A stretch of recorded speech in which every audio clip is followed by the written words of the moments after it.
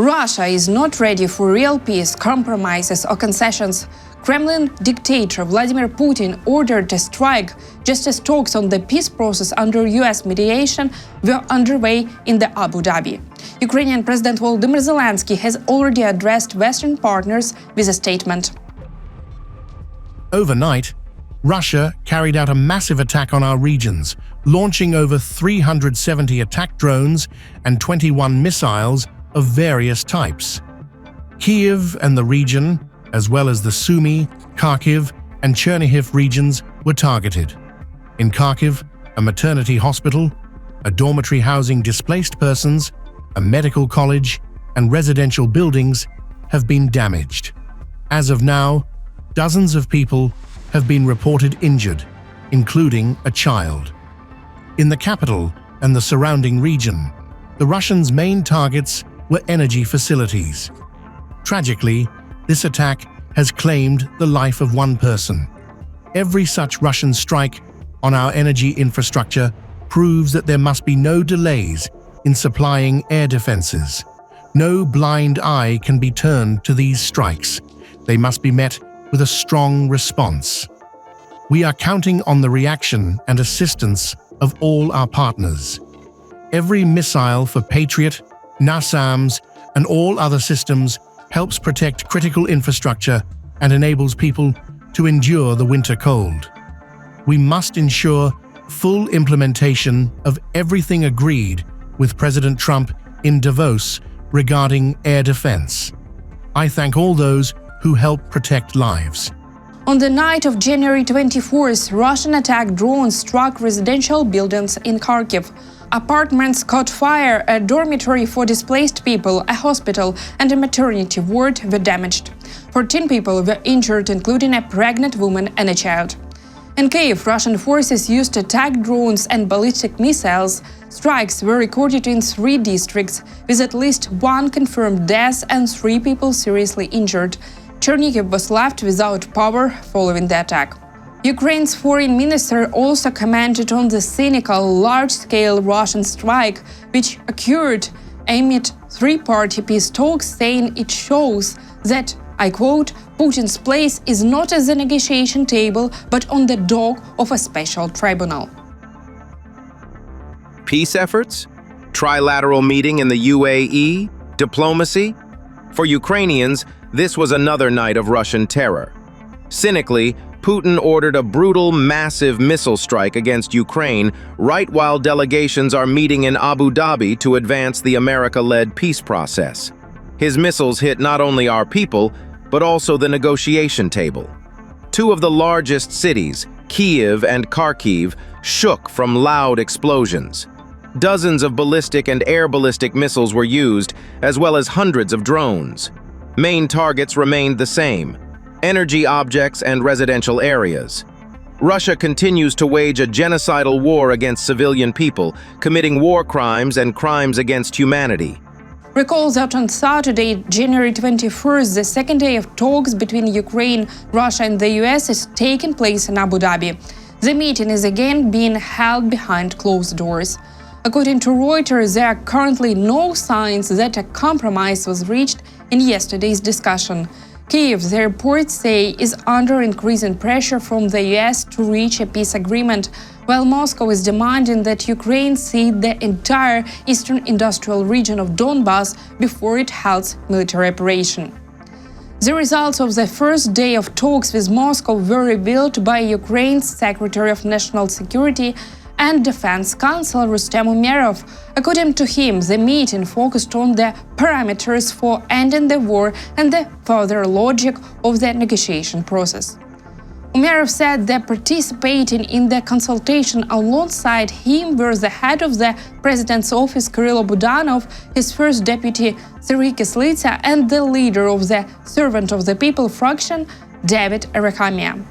On the US side, the delegation included Special Presidential Envoy Stephen Witkoff, Donald Trump's son-in-law Jared Kushner, Federal Procurement Commissioner George Gruenbaum, US Army Secretary General Daniel Driscoll, and NATO Commander in Europe General Tadeusz Grynkevich. The Russian delegation included officers from military intelligence and the army. After each stage of the talks, the Ukrainian team reports directly to President Volodymyr Zelenskyy. It is worth noting that even before the talks began, Moscow outlined its conditions for ending the war, calling for the complete withdrawal of Ukrainian forces from Donbas, according to Kremlin press secretary Dmitry Peskov. Of course, we do not want to publicly go into the details of the provisions being discussed, and therefore I cannot and will not tell you what formula is meant by the Anchorage formula. We believe this would be inappropriate. Russia's position that Ukrainian armed forces must leave the Donbas territory, must be pulled out of there, is well known. It is a very important condition. There are other nuances that remain on the agenda of those talks. Regarding the Russian funds that have been frozen, I will not give an exact amount either. I would say it is a little less than $5 billion. The main issue at the meeting in the Emirates is the territories of the Donetsk region. Ukrainian President Volodymyr Zelenskyy commented on the first day of talks, saying the key point is that Russia itself must be ready to end the war it started. He did not reveal details about what the delegations are discussing and added that it is too early to judge the effectiveness of the negotiations. Today, there are many tasks, including those of our diplomatic team. Ukrainian representatives report to me almost every hour. They are currently in the Emirates. There are Ukrainian, American, and Russian delegations there today. There was already a conversation. It is important because there have not been such trilateral meeting formats for a long time. They are talking about the parameters of ending the war. Now, they should have at least some of the answers from Russia. The main thing is that Russia is ready to end this war, which it itself started. Ukrainian positions are clear. I have defined the framework for dialogue for our delegation. While talks in Abu Dhabi continued on the second day following a large-scale Russian attack, Europe's allies of Ukraine have already responded to this latest act of terror. Estonia's Foreign Minister Margus Tsahkna called for Russia to be held accountable for the recent mass attack on Ukraine. He said that dictator Putin has not changed his objectives.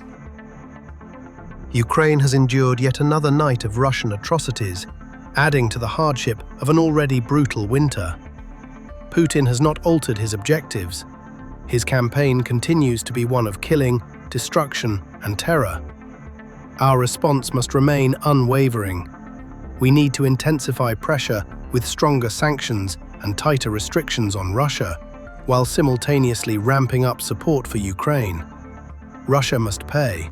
The Russian attack also drew attention from Lithuania. Lithuanian Foreign Minister Kęstutis Budrys said that Russia's large-scale strikes on Ukraine demonstrate the Kremlin's unwillingness to negotiate peace. He added that the international community must increase support for Ukraine in the face of Russian attacks. While peace talks were underway in Abu Dhabi, Russia spoke the language it knows best: terror. Overnight, Russian missiles and drones rained down on residential neighborhoods and energy infrastructure in Kyiv and Kharkiv. It's clear, Moscow has no intention of pursuing peace or ending this war. The world must act now, strengthen Ukraine's air defenses, and intensify pressure on Russia to stop its assaults on civilians. Russia must pay for the destruction and suffering it has caused. Accountability is inevitable. Partners are supporting Ukraine not only with words, but also through concrete actions. At the G7 Plus Energy Ramstein meeting, participants approved measures to assist Ukraine amid large-scale Russian attacks on its energy system. The US will provide over $400 million, Germany 60 million euros, the UK and the Netherlands 23 million euros each, Italy 10 million euros with additional 15 million planned in the 2026 budget. Details were provided by Ukraine's Deputy Prime Minister Oleksiy Kuleba. Ukraine's Deputy Prime Minister added that the country is counting on partner support in several key areas. He highlighted the expansion of decentralized energy generation for heating and water as a priority. Kuleba also noted the importance of replenishing the national reserve of mobile energy equipment and creating a bank of critical equipment. In addition, Ukraine is looking for support in scaling up the physical protection of energy facilities. By helping Ukraine get through this winter, partners are not only protecting Ukrainians, but are investing in the stability and security of all of Europe. In recent days, several countries announced additional energy assistance for Ukraine following the deterioration of their situation after recent Russian strikes. China no longer top threat, allies told to take lead. The Pentagon's document indicates that the US has shifted its priorities. China is no longer considered the main threat, and allies are urged to take care of their own security. The new US National Defense Strategy, released on Friday, January 23rd, emphasized that the current administration under President Donald Trump is focusing on dominance in the Western Hemisphere.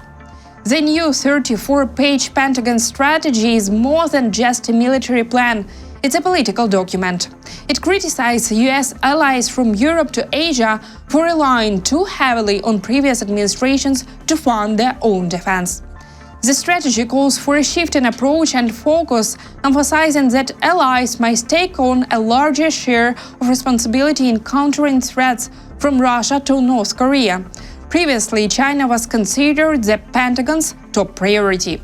The new strategy states that relations with Beijing will now be viewed through the lens of strengths rather than confrontation. It also stressed that allies need to act more independently and rely on their own resources. The authors of the report insist this is not isolationism, but a realistic and strategic approach to current threats. This will no longer equate threats to people on the other side of the world with risk to American citizens. Instead, allies, especially in Europe, are expected to take the initiative against threats that are less serious for the US but more significant for them. Russia, which launched a full-scale invasion of Ukraine nearly 4 years ago, is described in the strategy as a persistent but manageable threat to NATO's eastern members. In light of this, the department will ensure that U.S. forces are prepared to defend against Russian threats to the U.S. homeland. The department will also continue to play a vital role in NATO itself, even as we calibrate U.S. force posture and activities in the European theater to better account for the Russian threat to American interests as well as our allies' own capabilities. Moscow is in no position to make a bid for European hegemony. European NATO dwarfs Russia in economic scale, population, and thus latent military power. At the same time, although Europe remains important, it has a smaller and decreasing share of global economic power. It follows that although we are and will remain engaged in Europe, we must and will prioritize defending the U.S. homeland and deterring China. The new Pentagon strategy emphasized that responsibility for resolving Russia's war against Ukraine now rests more heavily with Europe. The document does not mention direct U.S. support for Kyiv. In essence, the strategy echoes President Donald Trump's point: the war must end. Our NATO allies are therefore strongly positioned to take primary responsibility for Europe's conventional defense, with critical but more limited U.S. support. This includes taking the lead in supporting Ukraine's defense. As President Trump has said, the war in Ukraine must end. As he has also emphasized, however, this is Europe's responsibility first and foremost. Securing and sustaining peace will therefore require leadership and commitment from our NATO allies. In the new Pentagon strategy, Taiwan is not mentioned, although it states that US aims to prevent anyone, including China, from dominating the US or its allies. At the end of the last year, Washington announced an $11 billion arms sale to Taiwan, prompting China to conduct military exercises around the island.